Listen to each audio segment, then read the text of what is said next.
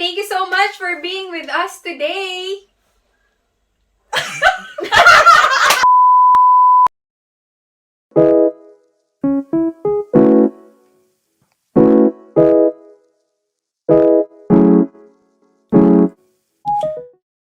Hi, Frennies! My name is Angel. I'm Fern. My name is Liza.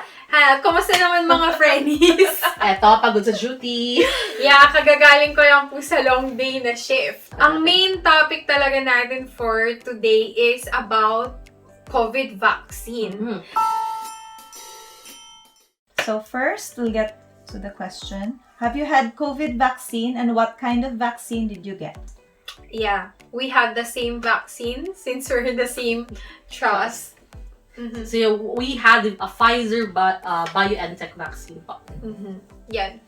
Why do you think it is important to have the vaccine? Angel? Angel? Ako pa lang sasagot nun. No, it's important. It's actually your help to stop this this pandemic. It's not just to it's actually not to prevent having it, but it's for you to ensure that, for example, if you have the virus, yung severity ng symptoms mo will not be really severe. Diba? Ayun ba? Bakit importante ito? Yun. So, for one, it's protection for yourself and sa mga loved ones mo, sa mga tao sa paligid mo, no? Because if you have the vaccine, you're able to fight against it. Your body can fight against it. So, in that way, di ba, mas mami-minimize natin. Sana pagkatapos nito, bumaba yung cases ng COVID. Yeah, do you remember? It's like polio. Before, di ba yung polio, it's something. But after the vaccine, na-eradicate yun. So, that's I think that's the main purpose talaga. Yun yung goal nila. How about you, Nesa? Why not? Why not? Why are you not going to have the vaccine? Like, it's been years na nagva-vaccine tayo. That's the reason why yun nga diseases are being eliminated. So why not? Yes, I agree. Next, what was your whole vaccine experience from the day you had it and days afterwards? Wow. Ever since, personally, ako, medyo nagkaka-react talaga ako when it comes to vaccines. Even before. I think it's my body's way of saying that, oh, we're making antibodies for you. But with this one, on the day, I was on duty actually. I was on duty in AMU, which is one of the most toxic wards in any hospital. So nagpa-vaccine ako around 12 o'clock. Then for the first 2 hours, yung nauna ko naramdaman, alam mo yung hot flushes? Feeling mo nag-menopause ka. Hindi pa naman ako menopausal, pero alam mo nag-menopause ka. So, sabi ko, ano ba? Mainit lang ba? Parang hindi naman. Pero sige, okay lang. Trabaho, diba? Ganun tayo eh. Trabaho lang. Then after that was fine. Medyo tender yung left arm ko, but nothing really na severe or nothing nothing dramatic. But on the night na nag-receive ng vaccine, hindi po ako nakatulog. As in, literally hindi ako nakatulog. So, ako kasi, natutulog ako left side. And alam niyo, pag natutulog ako, isang side lang. Ganun lang ako, di ba?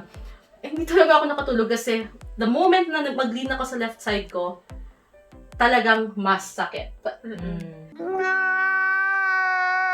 Compared to other vaccines na natanggap ko, ito yata yung pinaka mas nakaramdam ako ng sakit. It's really heavy and sore.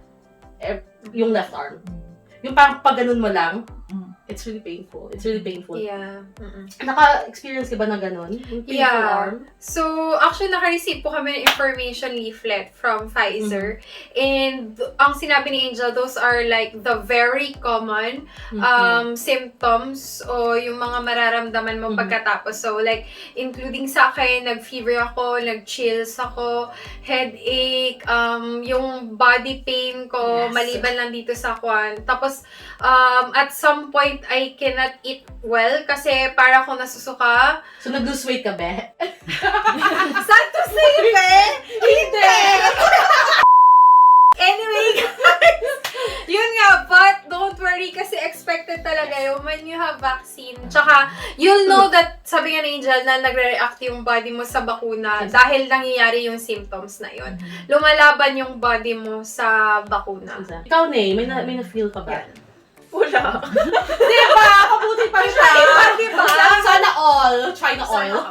Sabi ko, vaccine ba yung naitulog sa akin? Pero vaccine yun.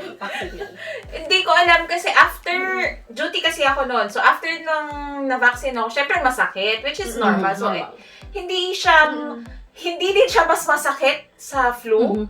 Normal lang siyang feeling ko mas mild pa siya sa flu eh.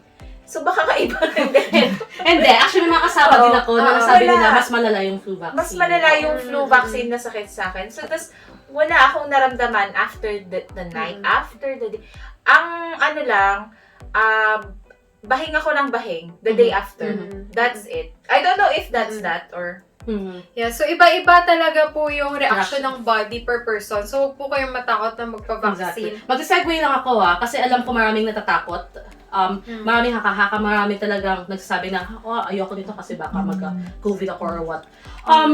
Just to give you just to discuss briefly, ano ba yung mga vaccines na natatanggap natin. Yung Pfizer po, so let's start with Oxford-Astrazeneca. So Oxford-Astrazeneca and there are other companies then, they use inactivated inactivated virus, which is normally used in any vaccine. Parang yun yung normal na technology na ginagamit. Now with this Pfizer, ito yung new technology which is called mRNA. So yung mRNA, it's messenger RNA. Kung tumagat pa yun ng Pfizer, definitely hindi po kayo makakakuha ng COVID. Kasi yung mRNA, it doesn't contain the virus.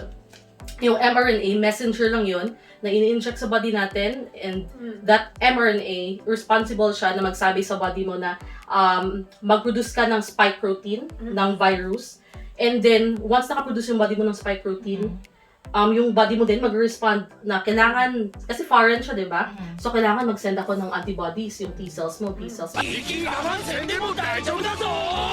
Alam mo yung pag nagkasakit ka, pag nagka-colds ka, yung unang reaction ng body mo, fever, it's actually your body's way na para i-fight yung virus. So, you will definitely not have COVID if you're gonna have this vaccine. Yeah. So yes, that's the principle of vaccine kasi to have your body will have the memory of the disease, and then so that parang next time na magkaroon ka ng sakit, mas mild yung mararamdaman mo. I-reiterate namin, it doesn't prevent you from having the virus. But what it does is to help ensure that you will not have severe symptoms. Yeah, or you ayaw po nating mamatay, di ba? Na, What we want is to go through this na hindi naman na parang hindi ka na makahinga. Ganun yan eh. Correct. Yeah.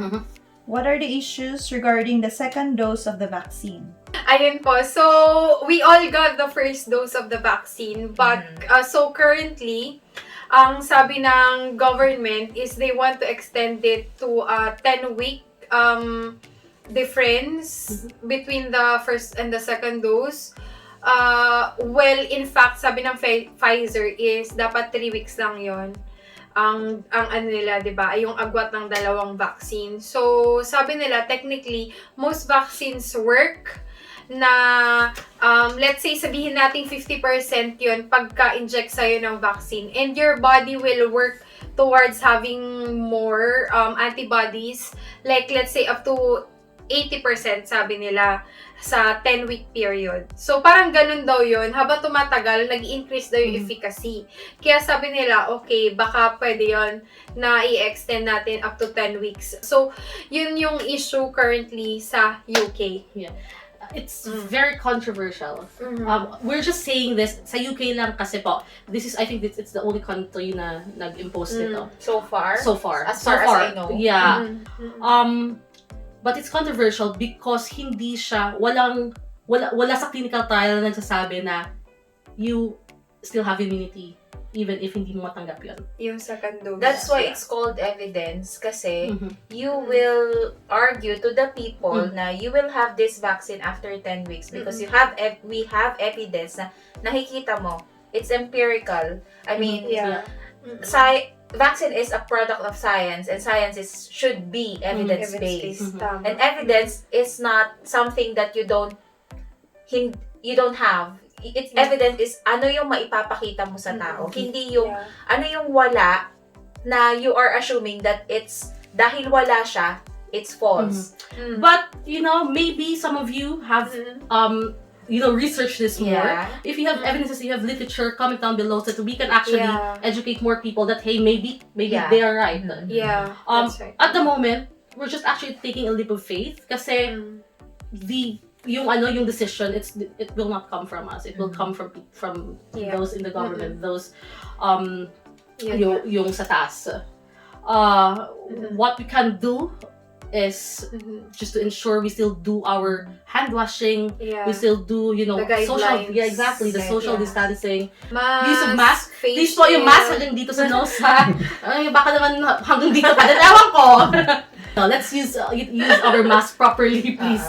That's right. So if for example, Jel, normal person ako, like, I mean, outside healthcare, I don't have any medical background, would you still advise me, based sa lahat na na-experience mong pain, chills, whatsoever, and based sa controversies ng UK na, yun nga, hindi natin alam kung, or after 10 weeks pa tayo magkakaroon ng second dose, would you advise me, as a person na outside healthcare, to have the vaccine still? Yes, definitely. Because the main purpose of delaying the second dose is to vaccinate more and more people, as many people as they can.